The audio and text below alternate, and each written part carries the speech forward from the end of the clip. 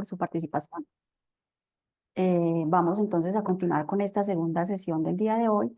Como lo comentaba Alexandra, logrando al inicio, pues si bien este no es un año de reforma tributaria como tal, sí es un año importante y significativo en cuanto a las implementaciones de la reforma tributaria, ¿cierto? Decretos reglamentarios, el concepto unificado de facturación, perdón, el concepto unificado de la ley 2277. Y hoy queríamos hablar con ustedes dos aspectos que son importantes y que tienen que ver con el impuesto del régimen simple, las novedades, hay una sentencia importante, y el impuesto al patrimonio, ¿cierto? Ya llevamos un año de aplicación del impuesto al patrimonio y creo que todavía siguen surgiendo inquietudes dentro de nuestros clientes de a ver qué es conveniente o qué no es conveniente dentro del régimen simple de tributación, si esto será que lo puedo hacer, si mejor que no lo hago, si esto me ayuda o no me ayuda, y vamos a ver pues que en muchos casos las ideas que tiene el contribuyente no son tan convenientes a lo que realmente están buscando y queríamos como darles esa abrebocas. Entonces vamos a iniciar, como les mencionaba, permítanme un segundito acá,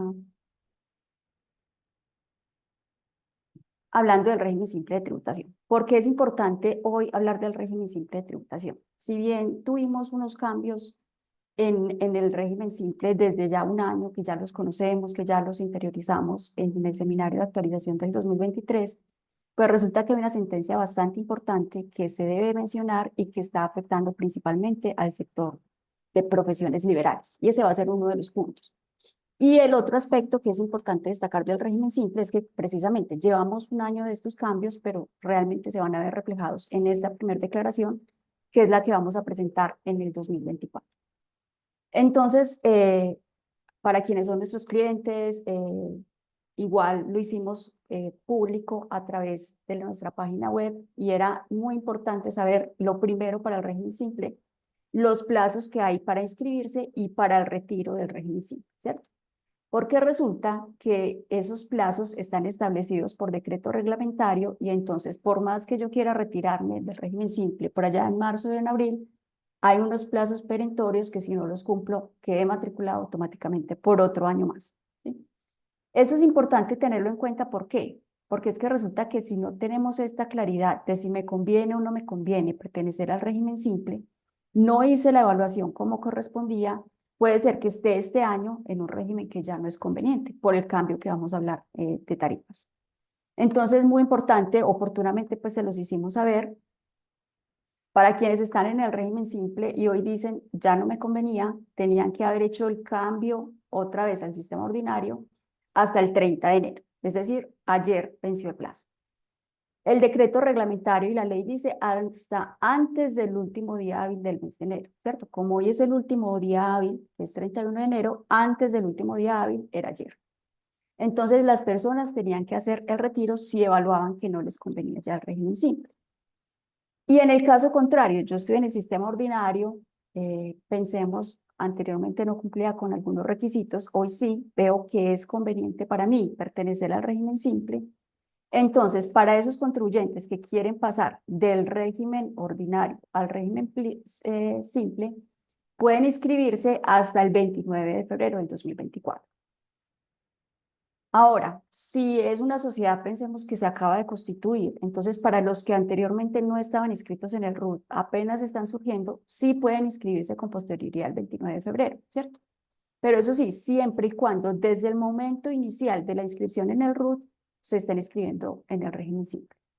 Entonces, si yo apenas estoy constituyendo mi sociedad en marzo, en abril, y voy a inscribirme en el RUT de una vez, cuando haga mi inscripción en el RUT en marzo, en abril, debo decir que quiero pertenecer al régimen simple. Pero si soy una persona natural que ya vengo teniendo actividades y por allá en mayo, junio se me ocurre ser del régimen simple, ya me tengo que esperar hasta el año grabable siguiente para pertenecer al simple. Y un tema que es operativo, que nos pareció muy importante compartirlo, y es que las actualizaciones, tanto de retiro como de inscripción, ya se pueden hacer a través de los servicios informáticos electrónicos, lo cual nos parece pues que es muy conveniente, porque no sé si ustedes recuerdan el año pasado, como que todos los inconvenientes que tuvimos con el tema de inscripción y retiro del régimen simple, porque al menos en el retiro se debía hacer presencialmente, ¿cierto? Entonces había que pedir una cita, el agendamiento estaba complicado y como hay unos plazos que cumplir, pues era mucho más complejo. Hoy por hoy se puede hacer todo a través de los servicios informáticos electrónicos, simplemente reemplazando una responsabilidad por la otra.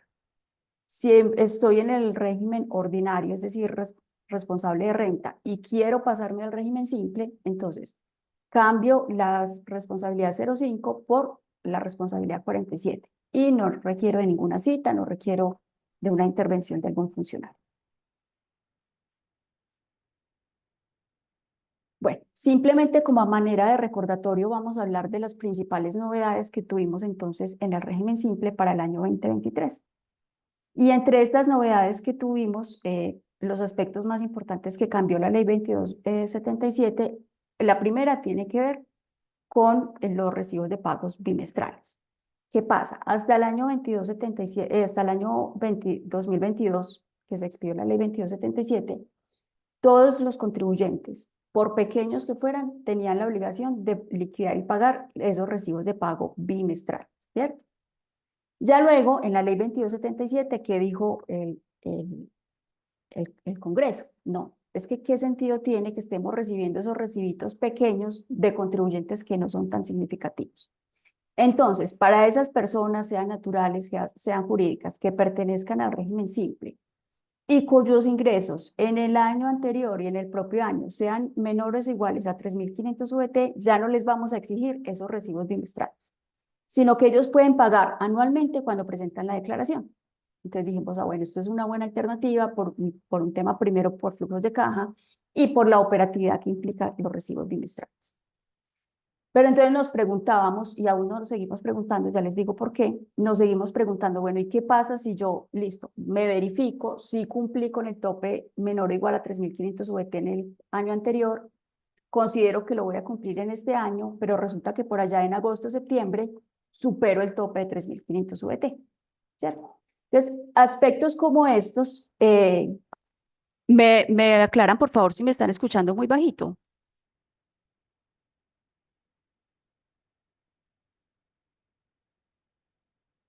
Hildebrando, no tienes el micrófono abierto. Permítame un segundo, le subo aquí al máximo. Sí, están pidiendo que le subas un poquito el volumen, por favor, gracias. Ok, ya voy a configurar aquí también el volumen del computador.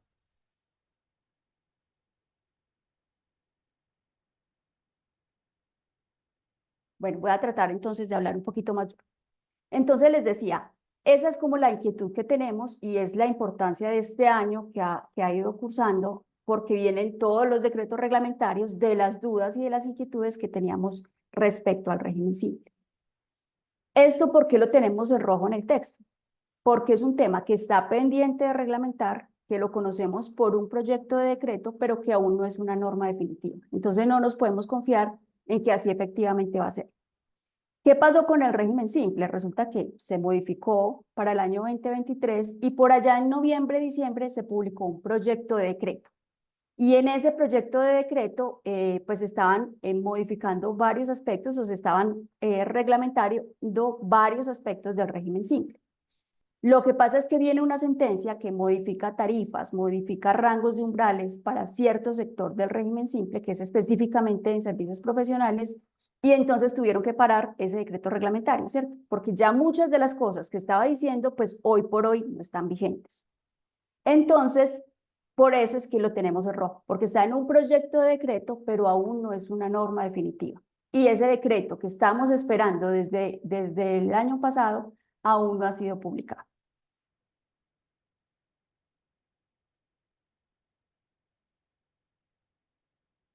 En ese proyecto de decreto, entonces, ¿qué es lo que nos están diciendo? Que cuando un contribuyente en el año anterior cumplió ese tope de menos de 3.500 VT, en este año consideró que lo iba a cumplir, pero dentro de este año excede ese tope de 3.500 VT, entonces puede pagar los recibos bimestrales sin intereses moratorios, siempre y cuando lo haga dentro del bimestre correspondiente. Me explico. En el contribuyente que yo les ponía el ejemplo, yo supero el tope de 3.500 VT en agosto, septiembre, ¿cierto? Entonces me dicen, listo, Ya usted, en la parte que no había superado el tope de 3.500 VT, no hay por qué cobrarle intereses porque usted estaba cumpliendo con la norma y solo se salió de esos 3.500 con posterioridad. Entonces, pague los recibos bimestrales sobre los primeros 3.500 VT, no le voy a cobrar intereses y por lo que exceda solamente le voy a cobrar intereses moratorios si usted llega a pagar por fuera del término del recibo bimestral. Esperamos entonces que así sea publicado el decreto reglamentario que, como les digo, en este momento están borrados. Otro aspecto entonces que se aclaró o que se incorporó dentro de la ley 2277 y que tiene que ver entonces con las declaraciones que se dan por no presentadas. Y aquí se hizo una adición entonces al artículo 580 del Estatuto Tributario con el fin de establecer que cuando la declaración del simple se presente sin pago total y los recibos no se hayan pagado en su totalidad antes de presentar el anticipo o la declaración anual, la declaración se va a dar como no presentada. ¿Sí? Eso anteriormente no existía y ahorita lo que quiere decir es que esos contribuyentes que están acogidos al régimen simple deben ser muy cuidadosos de los valores que van a determinar en sus recibos y de ser muy cuidadosos de tener el dinero para hacer esos recibos de pago oportunamente y pagarlos como corresponde. Porque si la declaración se presenta sin pago total, obviamente se requiere un auto declarativo, es decir, se requiere que la DIAN sea la que diga esta declaración sea por no presentada dentro del término de firmeza de la declaración, pero esto va a implicar entonces que haya una sanción de extemporaneidad por una declaración porque los pagos no fueron oportunos.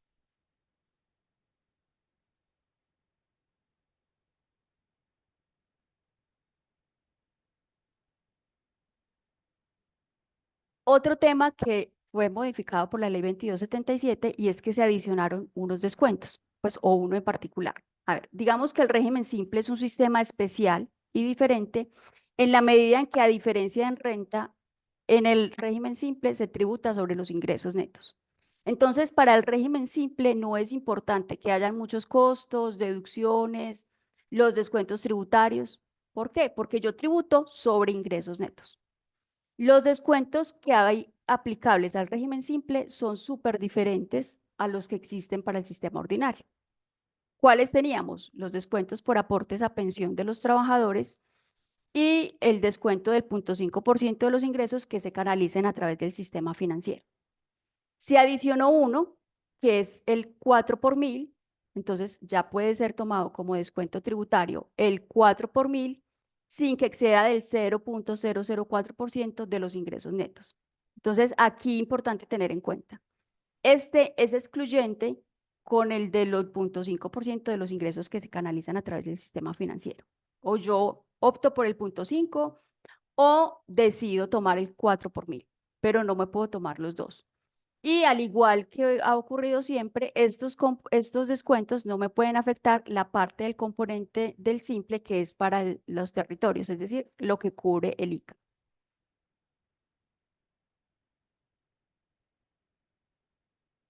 Se eliminó una de las condiciones para pertenecer al régimen simple, que era estar al día con todas las obligaciones tributarias y del sistema de seguridad social en salud e integral en general. Eso ya no es uno de los requisitos que eran no subsanables hasta la ley 2277. Y pues hubo cambios generales en tarifas y grupos. Aquí no nos vamos a detener a ver esto porque, como les digo, pues es un cambio que ya viene un año en curso y que ya conocemos. Básicamente se incluyó un nuevo grupo que es específicamente con muchas condiciones para acceder a él, que es para el sector de recolección de chatarra y comercialización de chatarra.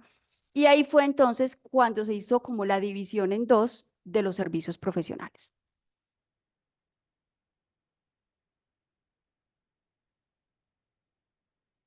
Aquí entonces vamos a entrar al detalle de la sentencia de la Corte Constitucional porque la norma fue demandada. Permítanme un segundo.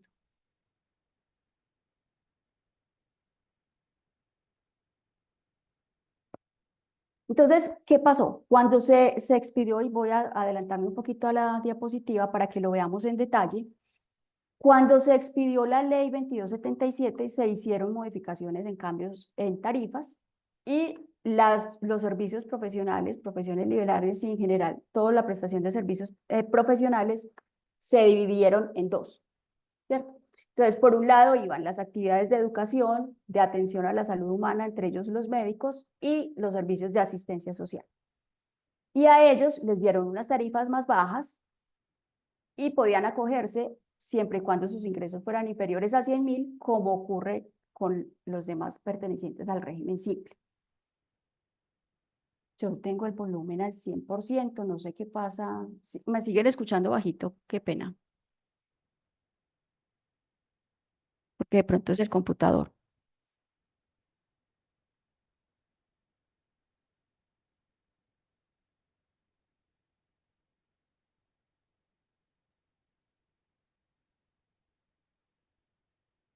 Ah, ok. Bueno, gracias.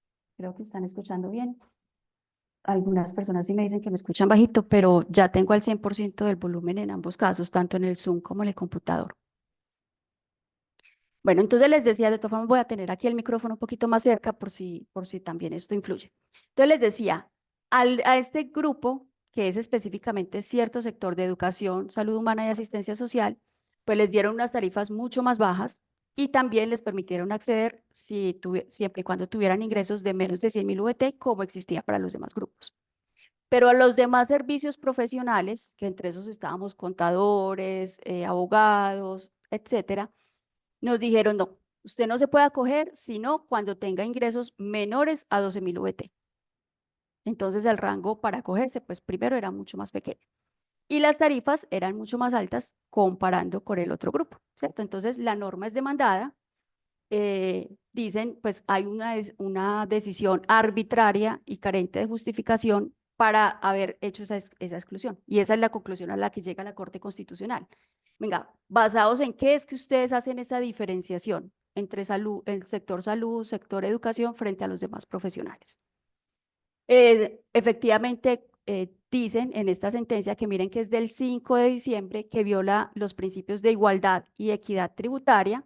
Y entonces, por lo tanto, lo que hace la Corte Constitucional es decir, efectivamente vamos a declarar inexequibles los cambios que introdujo la ley 2277 al régimen simple, específicamente en esos dos grupos. Es decir, haber limitado de 100.000 a 12.000 VT el tope de ingresos para los demás profesionales y tener esa diferenciación en las tarifas. Entonces, para que no sea inaplicable en general el régimen simple a profesiones liberales, lo que hizo fue aplicar la reviviscencia de la norma anterior, que es el artículo 42 de la ley 2155. Entonces, así es como queda con los cambios de la sentencia. Para los de salud humana, que estaban entre el rango de 0 a 6.000 VT, que tenían el 3.7% de tarifa, se las pasan al 5.9, es decir, que el aumento era un 2.2. En el segundo rango, que era hasta 15.000 VT, pasaron del 5 al 7.3, es decir, le aumentaron 2.3%. En el tercer rango le aumentaron 6.6% y en el último rango un 8.6%, porque pasaron del 5.9 al 14.5. Entonces aquí es donde hay que prestar mucha atención con nuestros clientes que de pronto el año pasado se acogieron al régimen simple con esa expectativa de que iban a tener un ahorro muy significativo y hoy por hoy pues vamos a evidenciar que efectivamente no es tan significativo o a lo mejor incluso puede ser más perjudicial que el sistema ordinario. ¿Y qué pasó entonces con los demás servicios profesionales? Ellos digamos que sí van a tener una mejoría y es que ellos pasaron de una tarifa del 7.3 al 5.9 en el primer rango, es decir, disminuyeron 1.4. El segundo rango ya no es de 6.000 a 12.000 VT, sino de 6.000 a 15.000 VT, con tarifa del 7.3, y los que tengan entre 15.000 y menos de 100.000 VT también van a poder acogerse al régimen simple, ¿cierto? Entonces, digamos que aquí, importante, se beneficiaron los de profesiones liberales, pero sí hay una mayor tributación que hay que tener en cuenta para lo que antes se conocía como Grupo 4. Esto es claro entonces que va a aplicar para el 2024 y por eso era muy importante hacer esta evaluación con el sector de servicios profesionales y particularmente a los que se acogieron en este grupo 4, hacerles evaluación a principio de año para saber entonces con el nuevo escenario que aplica para el 2024 si les conviene o ya no les conviene el régimen simple.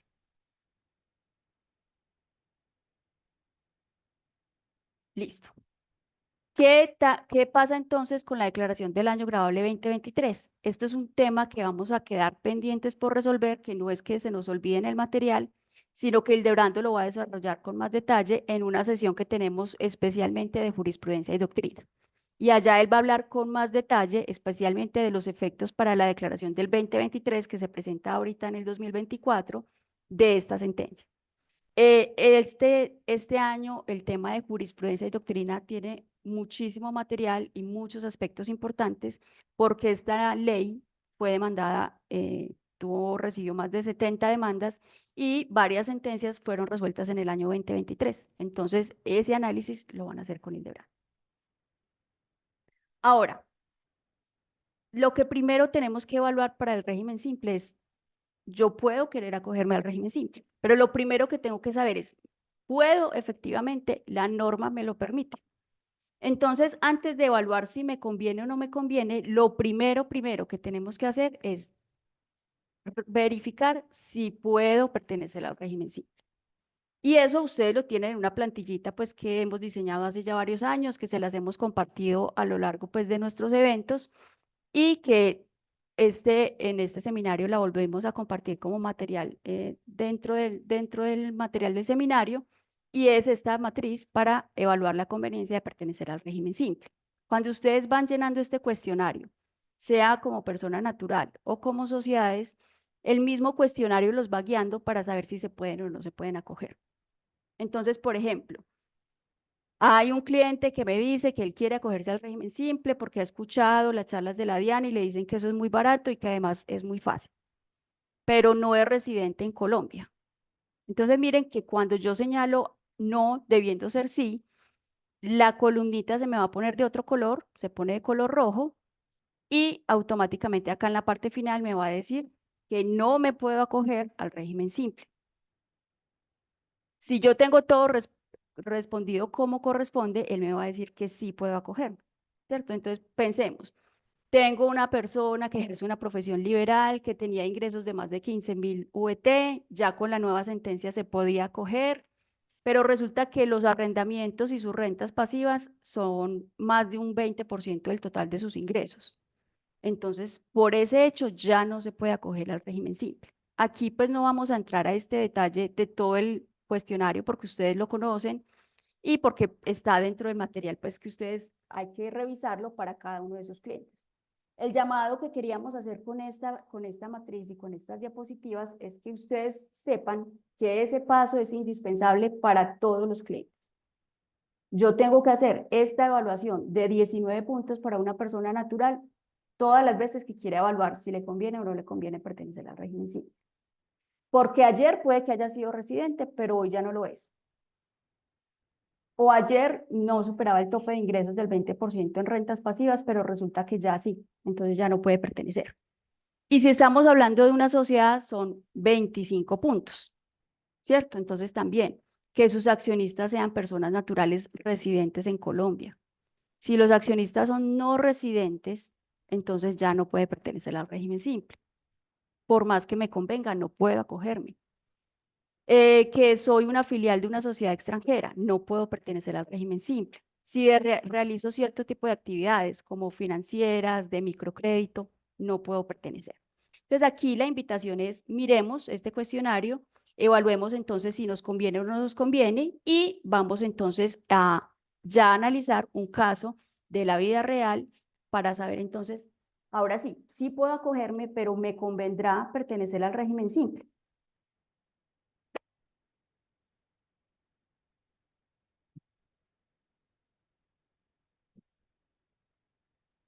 Bueno, entonces este es el caso de la vida real de una persona a la que se le hizo la evaluación para el año 2023. Vamos a estar trabajando con cifras 2023. Y en el 2023, ¿qué fue lo que ocurrió entonces para esta persona?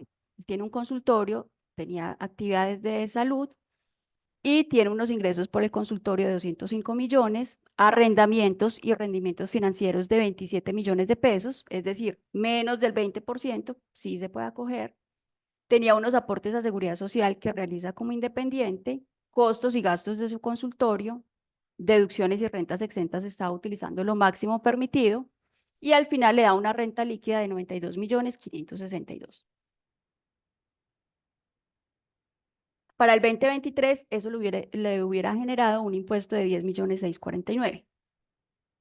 Y como dato informativo nos dicen, vea, dentro de sus costos del consultorio, por acá esta persona tiene una secretaria de su consultorio por la cual paga aportes a pensión de 3.000.000.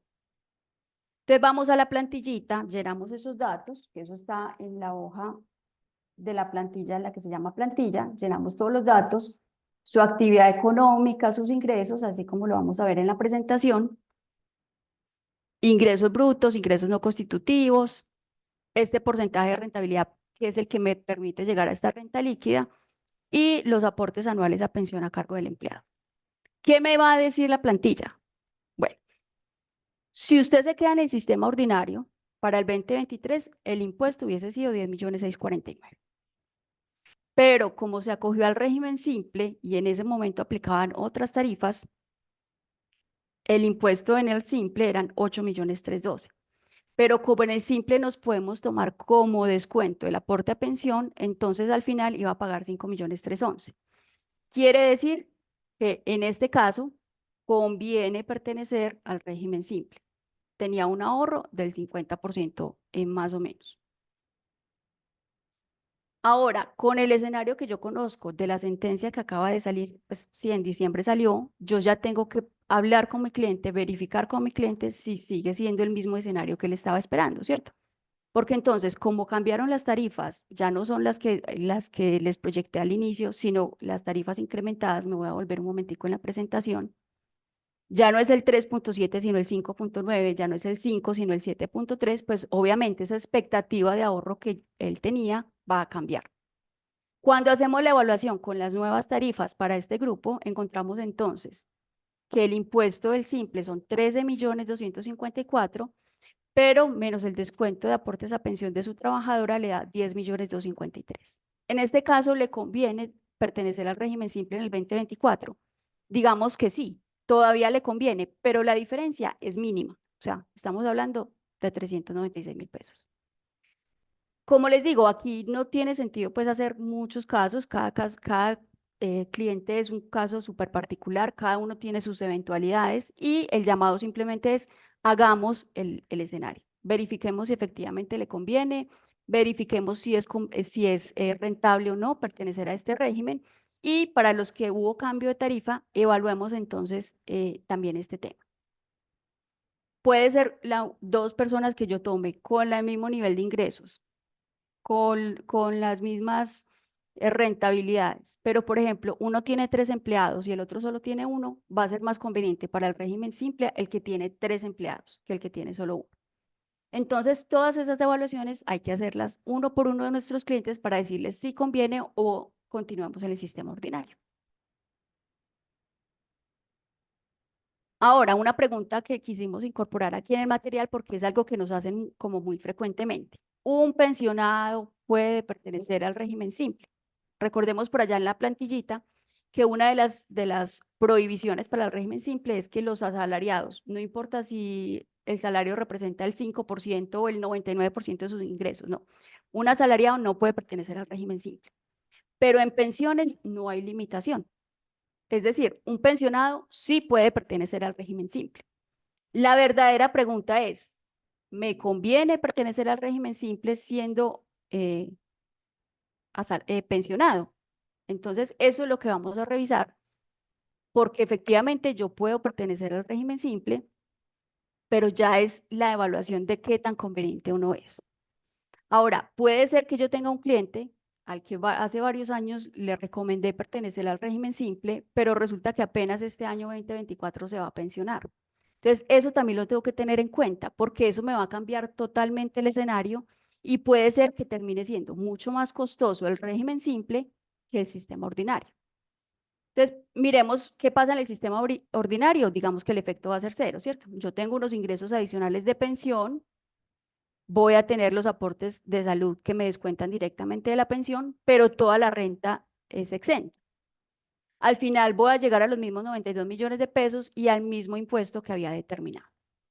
Recordemos, estamos trabajando con la UET del 2023 para que las cifras sean comparables. Pero, ¿qué me va a pasar en el régimen simple? Como en el régimen simple se tributa sobre los ingresos netos y en el régimen simple no existe la renta exenta, entonces en el régimen simple yo voy a partir de una base de ingresos de 349 millones de pesos.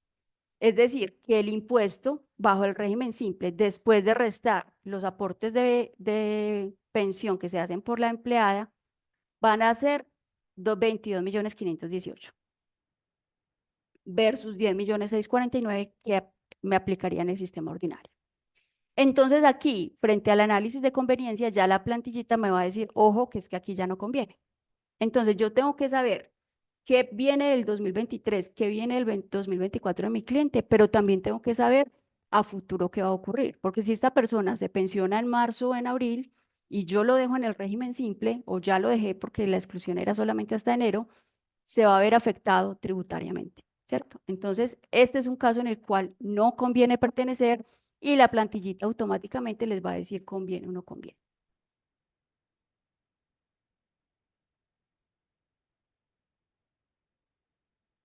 Bueno, como lo mencionaba Alexandra, queríamos llamar la atención específicamente sobre el acuerdo del municipio de Medellín, es el acuerdo 93, en lo que tiene que ver con profesiones liberales. En el Valle de Aburrá hay diferentes tratamientos frente a las profesiones liberales, hay algunas con topes, hay algunas que sí están grabadas, particularmente el municipio de Medellín. Desde que se hizo ese cambio a la ley 14 del 83, que fue con la ley 1819, en el que ya podían estar grabadas las profesiones liberales, Medellín, desde el acuerdo 066, estableció que eran pues, que no iban a ser excluidas, ¿cierto?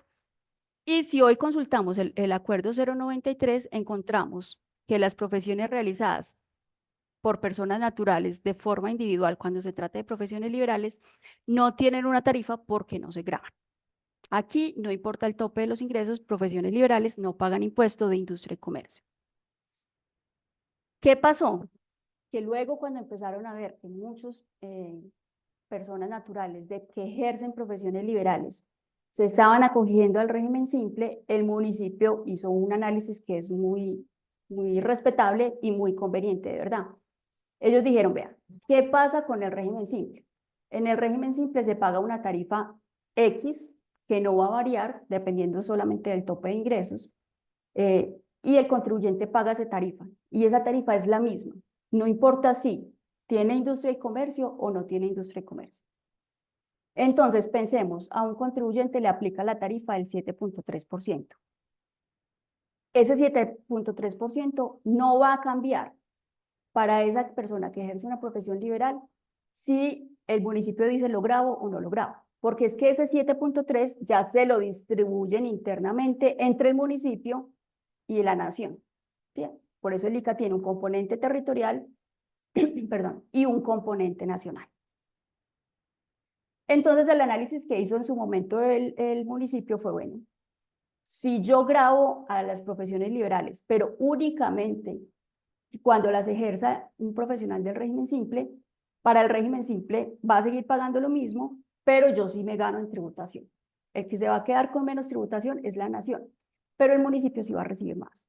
Entonces, por eso se hizo un acuerdo por allá en el 2021 y lo que está haciendo este acuerdo 93 es recopilar el 66 y los otros acuerdos que estaban como regaditos y aquí queda entonces claro que, ojo, profesión liberal, norma general, no tributa en Medellín.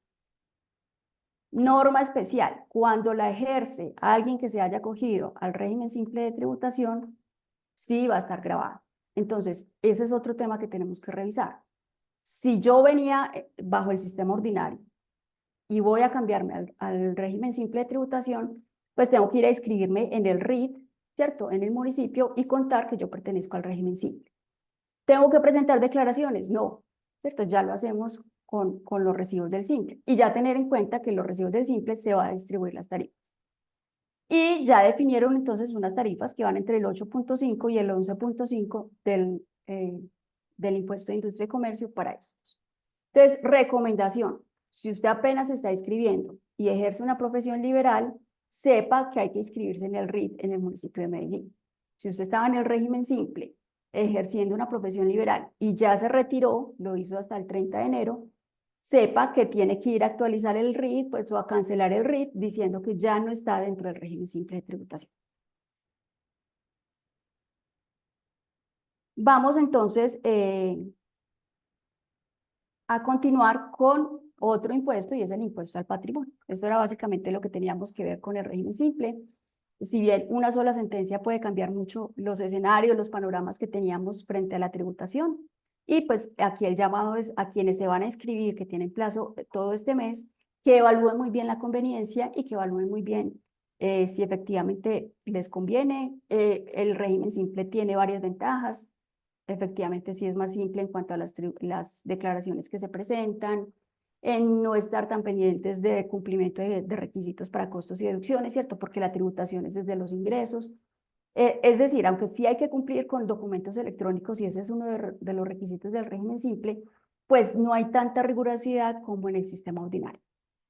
Pero pues lo conveniente aquí es hacer el escenario y sacarle provecho a esta plantilla que estamos compartiendo con ustedes. En el impuesto al patrimonio, entonces, quisimos hacer simplemente una breve reseña histórica porque este año es determinante. El impuesto al patrimonio se creó como un impuesto temporal y pasaba con él lo mismo que pasaba con el gravamen a los movimientos financieros. Era un impuesto temporal, pero que cada 4 años se renovaba. Entonces, miren que desde el 2003 hasta el 2021 se vino aplicando permanentemente, ¿cierto? Simplemente llegaba una nueva ley y lo revivía por otros 4 años más.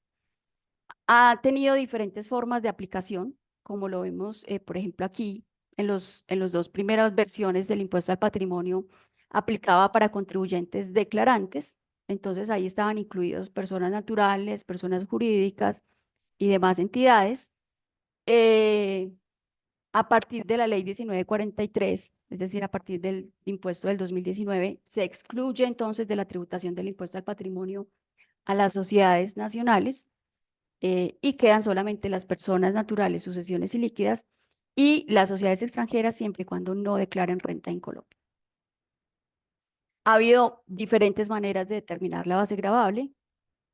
Por ejemplo, aquí se miraba el patrimonio a 1 de enero de cada año. A partir del 2007 empezó a mirarse la fotico, lo que llamábamos la fotico, la famosa fotico, y es el patrimonio a 1 de enero de un año determinado. Entonces, en este caso era el patrimonio a 1 de enero del 2007 y no se cambiaba la declaración del 2008, 2009, 2010, no importaba si aumentaba, si bajaba el patrimonio, porque mi hecho generador era el patrimonio a 1 de enero del 2007. Así fue hasta el 2021, en el año 2022 fue en el único año en que no tuvimos impuesto al patrimonio. Por aquí con la ley 1739 quisieron cambiarle el nombre de impuesto al patrimonio, impuesto a la riqueza, con el fin de pretender que este era un nuevo impuesto y que al ser un nuevo impuesto, entonces resulta que ya se le podía aplicar a quienes tenían contrato de estabilidad jurídica. Esto fue demandado, ya se resolvió favorablemente para quienes tienen contratos de estabilidad. Y finalmente lo que ocurrió con la ley 2277 es que ya dejó de tener ese carácter temporal y quedó en el estatuto tributario de manera permanente, a no ser que venga otra reforma y lo cambie. Entonces ya no es por una vigencia definida, sino 2023 y siguientes. Ya no hay la famosa fotico de 1 de enero de un momento determinado, sino que todos los años vamos a mirar el patrimonio a 1 de enero para saber entonces si cumplo o no cumplo con el hecho generador. ¿Cuál es el hecho generador? Si mi patrimonio líquido, es decir, el patrimonio bruto menos deudas, a 1 de enero del 2024 es mayor o igual a 72.000 VT, que en este caso son 3.388.680.000. Yo voy, miro mi patrimonio líquido 1 de enero, son 3.300 millones. Ya me libré de presentar declaración de impuesto al patrimonio. Y vamos a ver que hecho generador no es lo mismo que base gravable y vamos a estar en situaciones en las que, aún cumpliendo con el hecho generador, teniendo la obligación de presentar declaración, no va a haber impuesto, como va a haber situaciones en las cuales, por el solo hecho de llegar a un patrimonio de menos de 72.000 VT, ya no tengo que presentar declaración, aunque si yo me pusiera a hacer depuraciones, esa base gravable fuera mayor a 72.000 VT.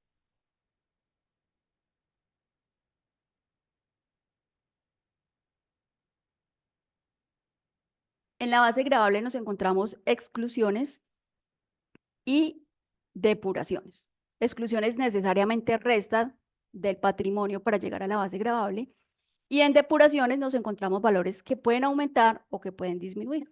¿Qué se excluye de la base gravable en el impuesto al patrimonio? La casa de habitación, las primeras 12.000 VT, del valor patrimonial neto de la casa de habitación en caso de personas naturales, el patrimonio líquido que deba ser excluido en virtud de convenios internacionales, por ejemplo, el convenio de la CAN así lo define, y en las sociedades extranjeras que son no declarantes de renta y que deban pagar impuesto al patrimonio, no pagan impuestos sobre acciones, cuentas por cobrar y o inversiones de portafolio siempre y cuando hayan cumplido con el régimen cambiario. Entonces, esto es lo que se resta directamente al patrimonio para llegar a base gravable.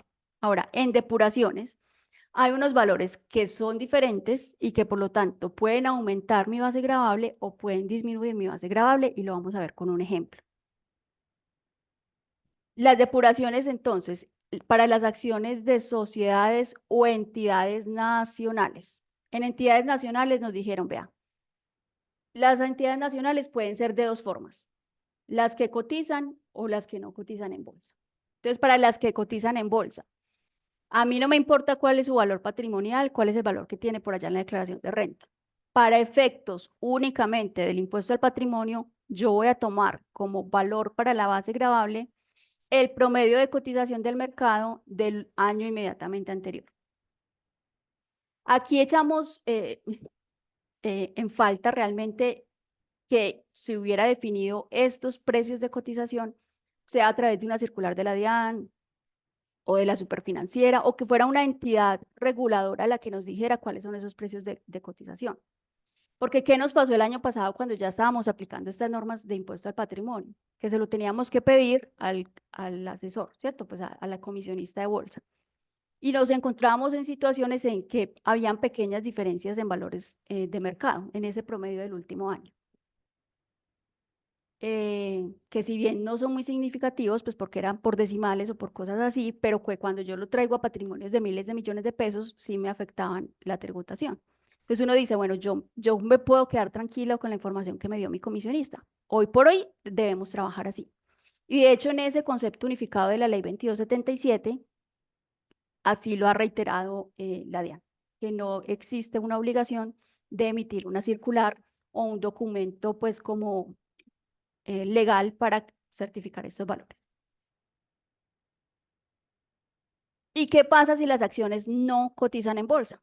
Entonces me dicen, tampoco me importa su valor patrimonial. Yo me voy a ir por el menor entre valor intrínseco y costo fiscal del artículo 73.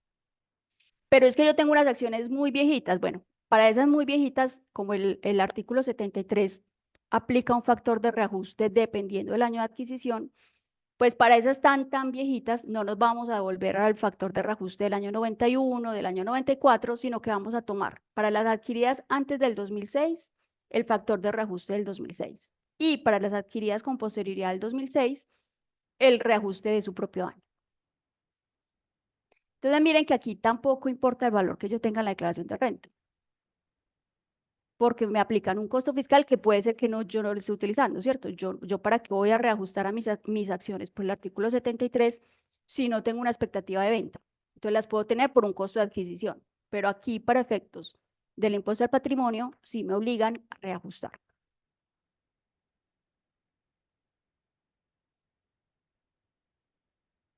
Ya lo vamos a ver con un ejemplo.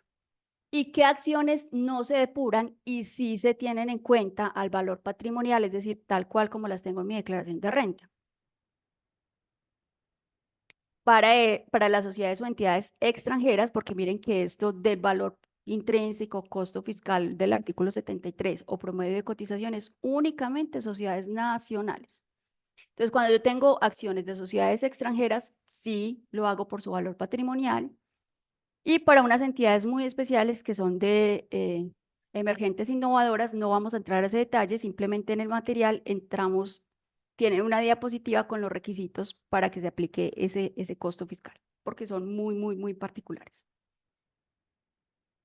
Tarifas, este sí es un cambio positivo que hizo la ley 2277 frente al anterior impuesto al patrimonio, al último que era el de la ley 2010. Y es que si ustedes recuerdan, con ese impuesto al patrimonio, uno cogía el patrimonio y le aplicaba el 1% o la tarifa que fuera y ya. Aquí, ¿qué pasa? Aquí se respeta un rango de exclusión. Es decir, si mi patrimonio es de 75.000 VT, no pago impuestos sobre 75.000 VT, sino que las primeras 72.000 son excluidas y por los 3.000 VT de diferencia es que pago la tarifa del 0.5%. Así es como está estructurada la tarifa. Y simplemente como un recorderis, tengamos presente que hay un rango o una tarifa temporal que va a aplicar hasta el año 2026, que es la del 1.5, pero que ya a partir del 2027 solamente van a existir tarifas del 0, del 0.5 y del 1%.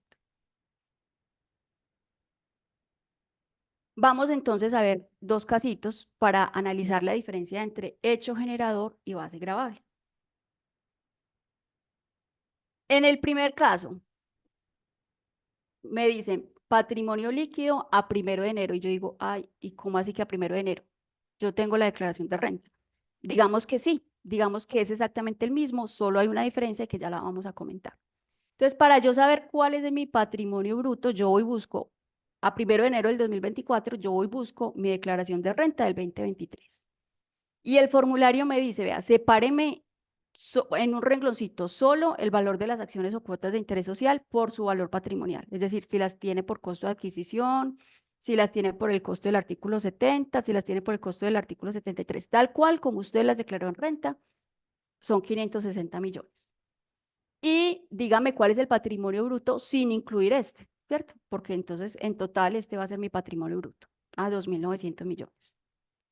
Y la única diferencia que tiene el impuesto, el patrimonio líquido del impuesto al patrimonio frente al impuesto de renta es para las personas obligadas a declarar por avalúos catastrales, que son personas naturales no obligadas a llevar contabilidad, ¿cierto? Entonces esas personas naturales están en la obligación de declarar por el mayor valor entre el costo y el avalúo catastral.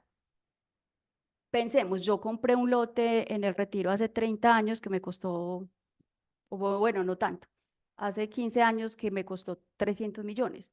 Hoy me llega el predial a 2024 en 350. Entonces, como ese patrimonio a 1 de enero, yo debo revisar el catastro a 1 de enero. Entonces, a 1 de enero, mi patrimonio no son 300, sino 350.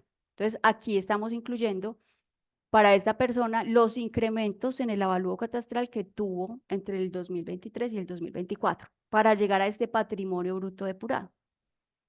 Menos pasivos, esos pasivos son tal cual los que tomo de la declaración de renta del 2023. Y llegamos a un patrimonio líquido de 3.756. Aquí es la primera pregunta que yo me debo hacer. ¿Es mayor o igual a 72.000 VT? Sí. Entonces, ¿debo presentar declaración de impuesto al patrimonio? Sí.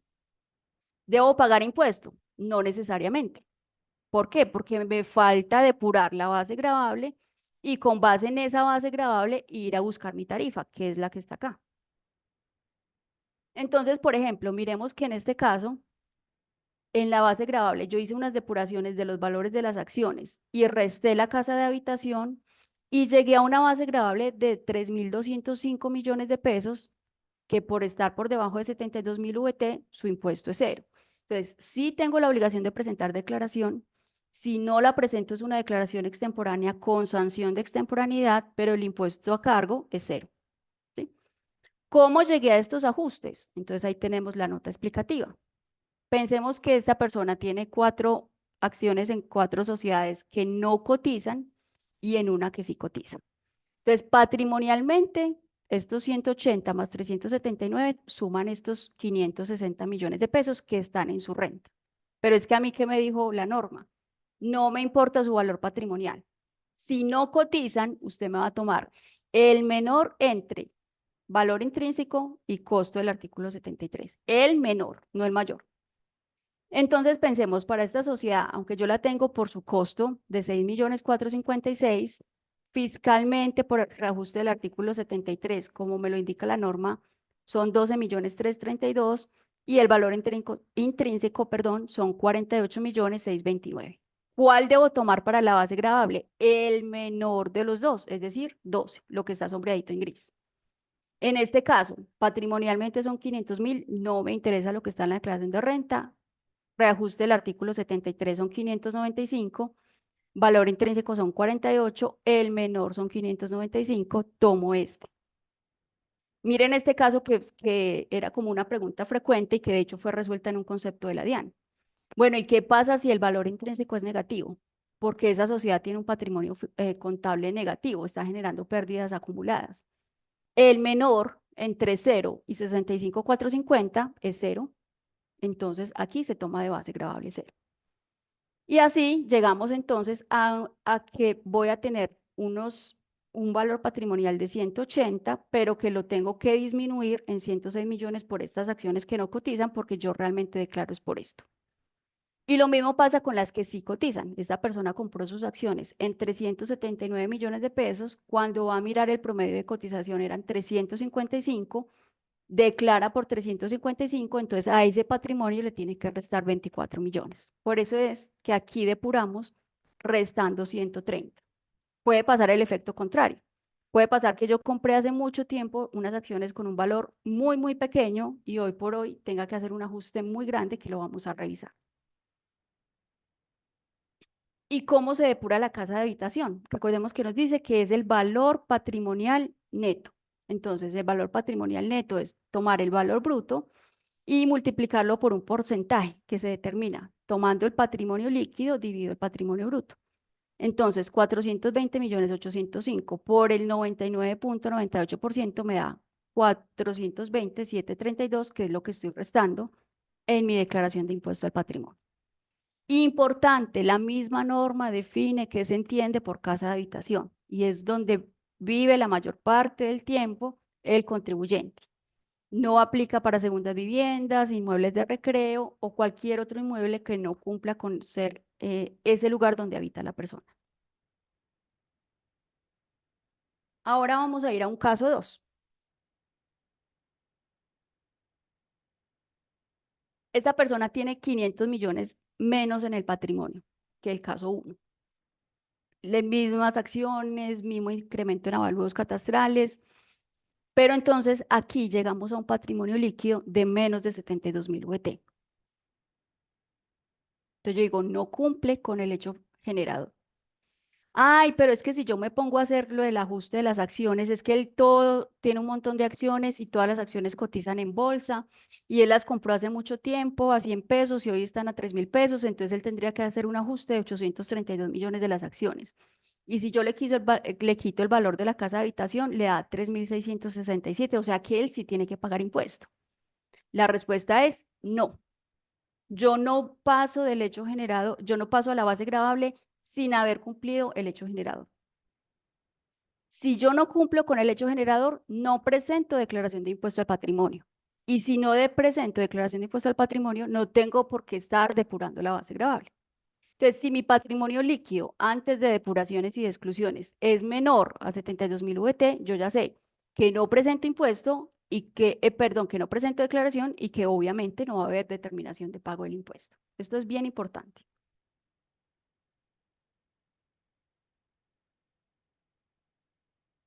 Ahora, quisimos entonces, bueno, esos eran como los dos casos para revisar la depuración de la base gravable y sobre todo con las acciones, que fue un tema un poco complejo el año pasado.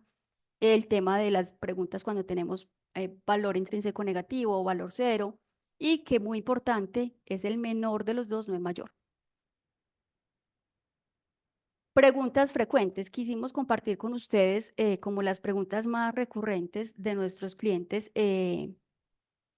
que se les ocurren ideas creativas y uno a veces se las tiene que aterrizar un poquito, o que pueden ser interesantes, pero que hay que hablarles de todas las implicaciones que tiene para otras personas o para ellos mismos.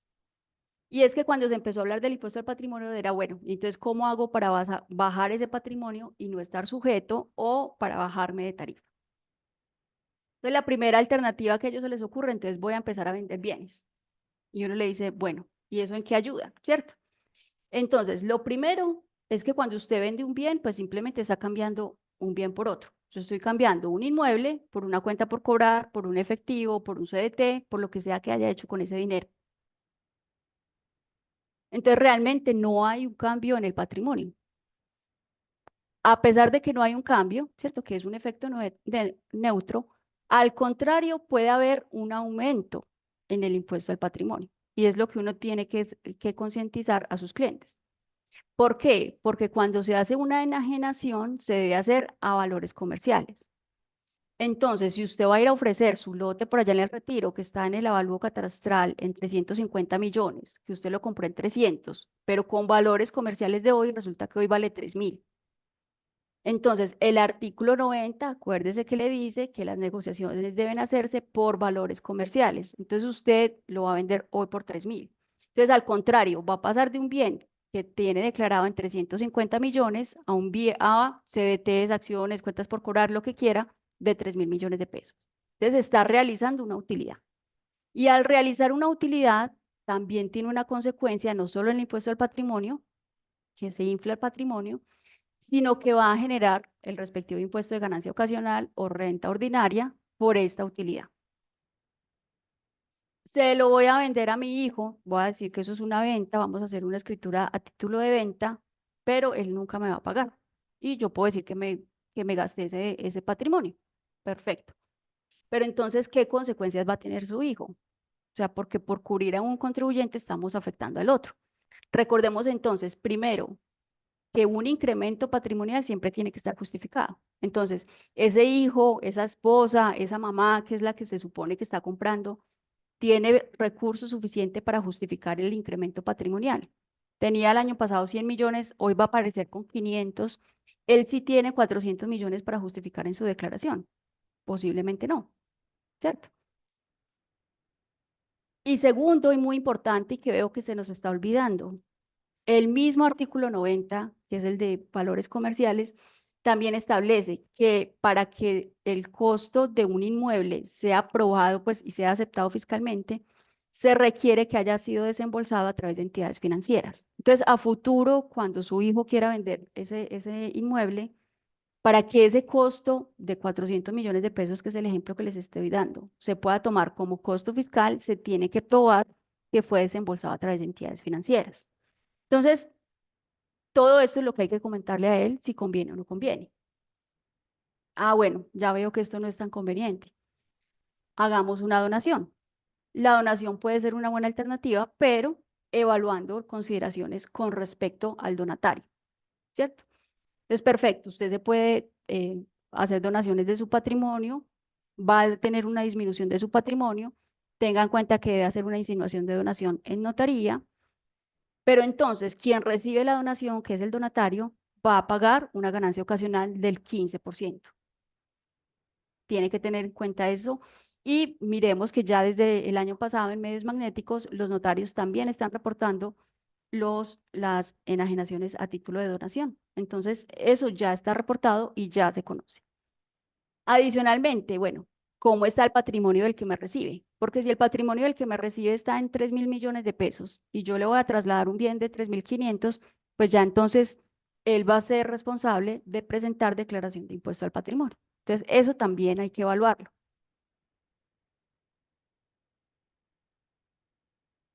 Y por último, que sí puede ser una ventaja, en este caso que le dijimos, obviamente evalúe si están dispuestos a pagar la ganancia ocasional del 15%. Lo que sí deben revisar y que es favorable frente al primer punto de la venta es que cuando se dona, la donación no se tiene que hacer a valores comerciales, no aplica la presunción de precio de enajenación del artículo 90, sino que se hace con base en el valor patrimonial del año anterior. Para el ejemplo que les he estado poniendo, que es ese lote en el Retiro, serían 350 millones de pesos, que es el valor por el que lo venía declarando el donante, ¿cierto? Entonces, la ganancia ocasional se va a determinar por un valor inferior frente a una venta, pero teniendo en cuenta todas estas consideraciones. Vamos a separar usufructo y nueva propiedad. Estoy comprando un local y no me han hecho escrituras, entonces yo ya quiero decir que yo estoy comprando solamente la nueva propiedad, que es el 30, y mi mamá el 70%. Y con eso mi patrimonio ya no es solo el 30, no es el 100%, sino solo el 30%. Eso es viable, es una buena alternativa, pero entonces usted tiene que tener en cuenta que su mamá tiene tener con qué justificar la compra del 70%. ¿Que se lo voy a regalar? Ah, bueno, es que acuérdese entonces que si es un regalo, si es la cesión de un usufructo a título gratuito, se genera ganancia ocasional para el usufructuario, que también es del 15%. Y ya a nivel como comercial, tener en cuenta que el día de mañana que usted quiera vender esa propiedad, tiene que haber un acuerdo entre ambas partes para poder vender el inmueble. Puede ser una buena alternativa teniendo en cuenta todas estas consideraciones. Otra que es muy frecuente.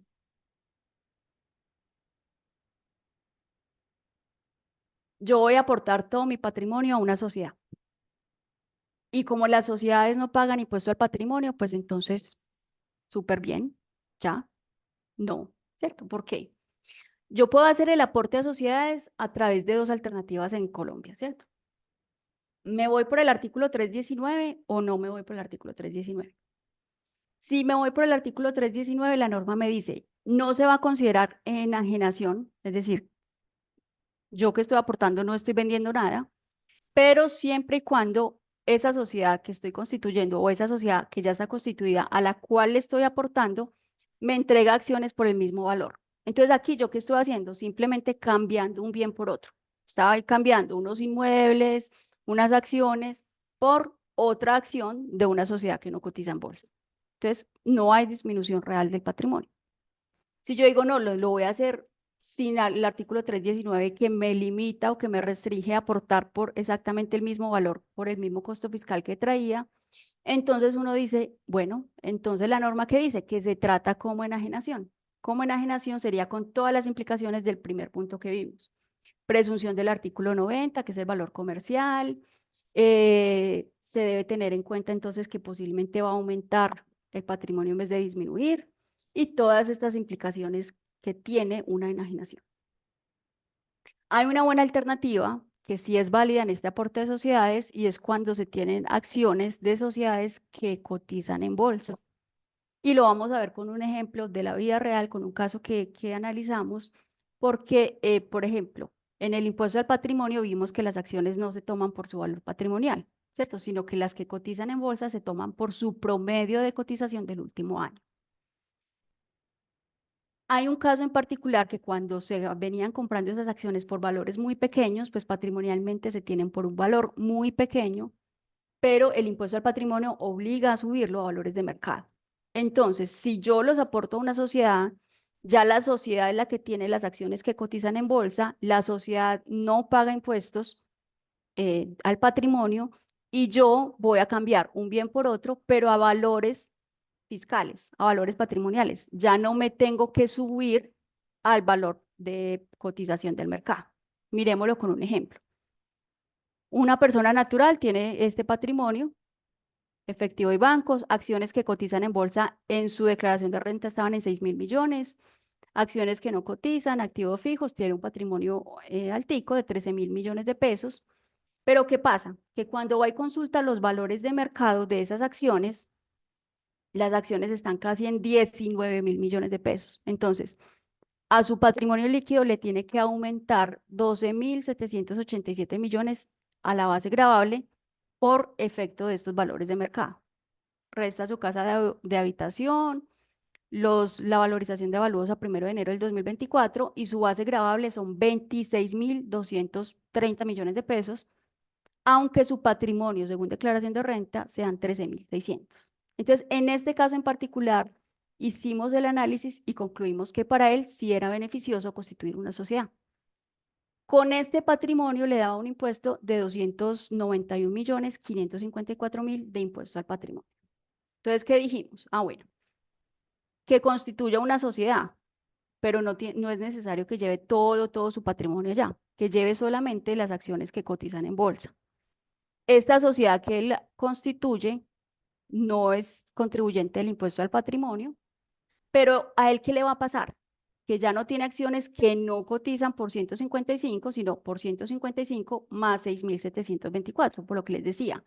Cuando yo aporto, de acuerdo con el artículo 319, debo recibir acciones por el mismo valor que estoy aportando. Entonces, si yo estoy aportando 6.724 millones, recibo una acción de esta nueva sociedad de 6.724 millones.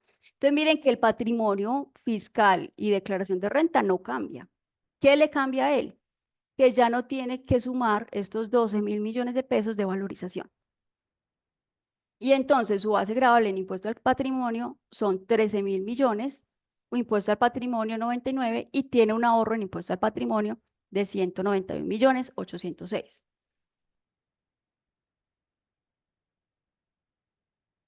Esto así tan olímpico no lo podemos dejar, ¿cierto? Porque tenemos que ser conscientes que en Colombia operar como una sociedad es más costoso. Entonces también le hicimos el análisis, le dijimos, bueno, no es todo el ahorro, ¿por qué? Porque usted viene siendo una persona natural, no comerciante, no obligada a llevar contabilidad, no obligada a inscribirse en industria de comercio, no obligada a tener un registro mercantil. Hoy por hoy tiene nuevas obligaciones la sociedad, unos honorarios de contador y de revisor fiscal, unos honorarios por una declaración de renta adicional, pues que esto se lo presupuestaron a esta persona, un pago adicional por renovación anual de Cámara de Comercio, un nuevo impuesto de industria de comercio que antes no tenía, y un mayor impuesto de renta, porque recordemos que el impuesto de renta es mayor en sociedades, que es tarifa del 35% si se compara con una persona natural.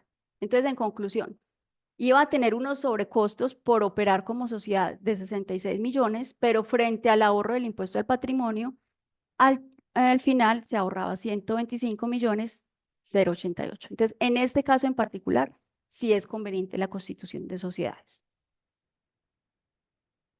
Y ya por último, como recomendaciones finales, entonces, algunos aspectos que es importante tener en cuenta frente al impuesto al patrimonio. Recordemos, la norma establece que debe ser firmada por contador público si el contribuyente está obligado a firmar por contador respecto de la declaración del impuesto sobre la renta.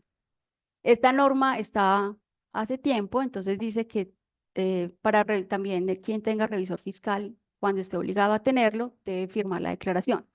Pues personas naturales no tienen revisor fiscal, pero hay unas sociedades extranjeras que entonces habría que mirar este tema.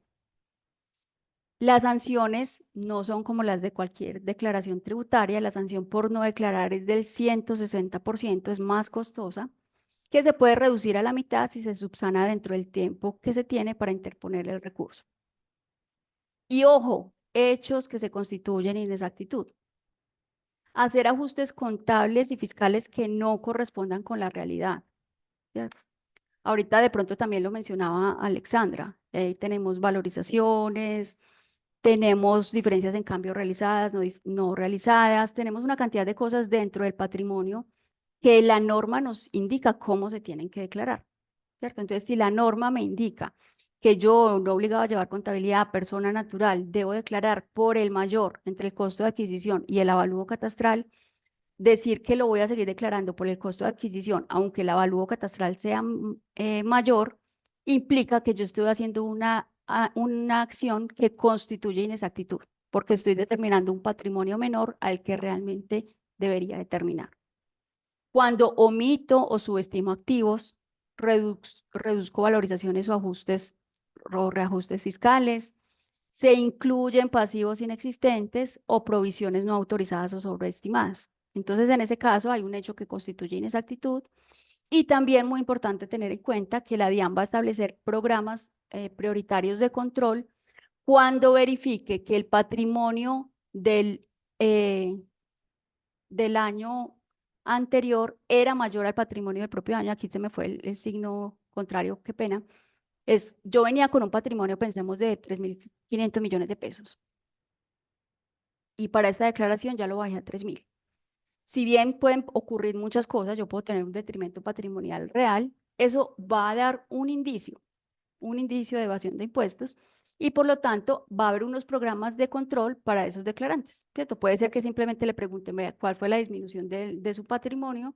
Si yo doy respuesta, pues no pasa nada, simplemente genera un indicio y sabemos que entonces que ya va a haber unos programas especiales de la DIAN focalizados en eso, en verificar en las personas que están disminuyendo su patrimonio de un año al otro. Eso era pues básicamente lo que queríamos compartir con ustedes de estos dos impuestos. Muchísimas gracias por su atención. Vamos entonces a continuar con resolviendo las inquietudes. Alexandra va a iniciar y yo retomo ahorita en un momento. Muchas gracias. Listo, perfecto. Gracias, Marcela. Vamos entonces a darle la palabra a Hildebrando y de ahí continúo yo con las preguntas. Bueno, muy buenos días para todos. Yo quisiera hacerle las siguientes precisiones. Perdón un momentito, dame un momentito. Ok, quisiera hacer entonces las siguientes precisiones, por favor. Todas las personas deben haber estado recibiendo el manual de retención de la fuente, el manual de retención de la fuente, el manual del impuesto sobre las ventas y el calendario tributario entre el día de ayer y el día de hoy. Personas que por alguna circunstancia no lo hayan recibido, los estamos atendiendo en la tarde del día de hoy. Es muy importante que los tengan disponibles para mañana y para el viernes como material de trabajo. Lo segundo que quiero decirles es que nosotros tenemos paneles tributarios todavía con unas pequeñas disponibilidades de cupos. Recordemos que tenemos panel tributario en el primer martes, segundo martes y tercer martes de cada mes. Todavía tenemos algunos pequeños cupos que podemos entregar pues a las personas que estén interesadas. Y la tercera observación es que en los paneles tributarios no se acepta un cupo superior a 40 personas, en razón de que cada asistente tiene derecho a tener o que sea atendido en 2 preguntas en cada una de esas secciones.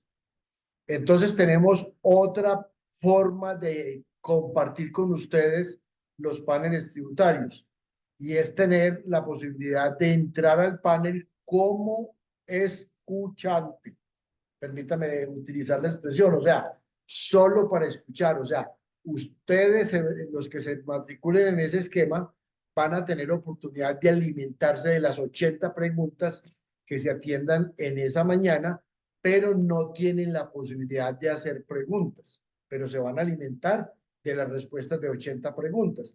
Eso tiene lógicamente un costo por debajo, un costo diferencial para las personas que lo quieran atender. Esas eran las pequeñas observaciones que quería hacerles y continuamos pues con éxito con este seminario. Vamos a resolver entonces las preguntas del día de hoy. Alexandra, adelante. Mil gracias. Listo, gracias, Hildebrando, por la